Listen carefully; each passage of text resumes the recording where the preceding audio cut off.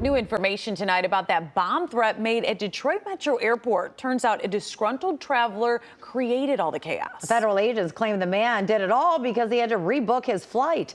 Fox 2's Lauren Edwards joins us live after speaking to travelers tonight. And, it was travelers who were really impacted by this. Yeah, absolutely. I know I would be, and I travel all the time. And we were just in DTW. We went over to the Spirit Airlines counter, and it's business as usual. People getting their tickets, people booking their flights, but they say they still have concerns. You don't joke about that. I feel like that's the first thing you learn when you take a kid to an airport. There's certain things you don't say. The FBI and local law enforcement investigating after someone made a bomb threat against the Spirit Airlines flight Thursday. I just think it's ridiculous. It's just to scare everybody and to make everybody run. And I love that it happened the day before we are flying and also on Spirit.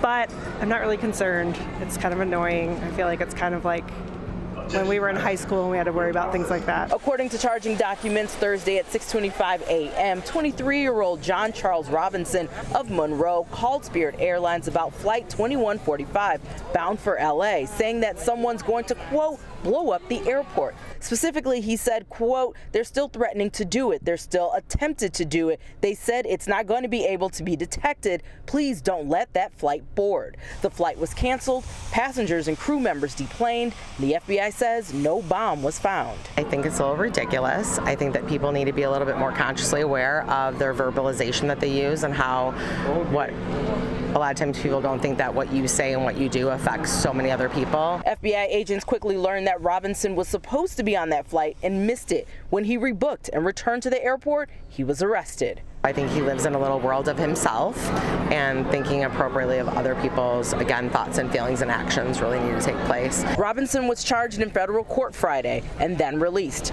Travelers say they aren't afraid to fly, but it's a reminder to be alert and keep your head on a swivel. That's kind of ridiculous to have to get out the plane and go through that whole situation, and people being scared, I mean, what is this world coming to?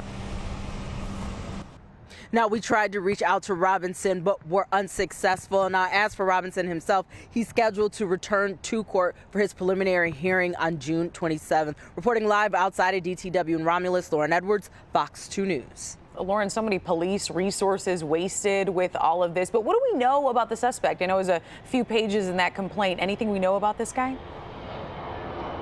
Only that he was pretty much determined to, I guess, call in and say what he said and come back and get to L.A. I was wondering this entire time, maybe there might have been some mental health that really wasn't stated in those pages in the charging document, but definitely he's from Romeo, he's 23, and unfortunately, he did something that I think he's probably going to regret.